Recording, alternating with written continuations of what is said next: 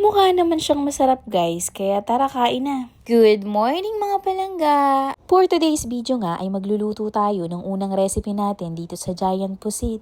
Mag-ready na nga tayo nitong bawang, sibuyas, sili at luya na din. Bicol Express nga na pusit ang gagawin natin. Hindi nga ako magaling magluto kaya tsambahan na lang natin. Magaling ang tsamba mo, malakas eh. Igisa na nga natin yung bawang at sibuyas para maumpisahan na natin. Dati ay hindi naman talaga ako marunong magluto, kaya naman salamat sa mga video nyo, pinapanood ko kaya ako natuto. Yan lang ang isa sa kagandahan ng panahon ngayon dahil kapag hindi mo alam, pwede mo nang isearch sa internet kahit nasaan ka man. Ang gulo nga nitong ginawa ko, nilagyan ko pa ng suka at toyo. Adobo sa gata na nga lang yung gagawin natin, mukhang nagkamali ako. Sabi ko naman sa inyo tsatsambahan ko lang to.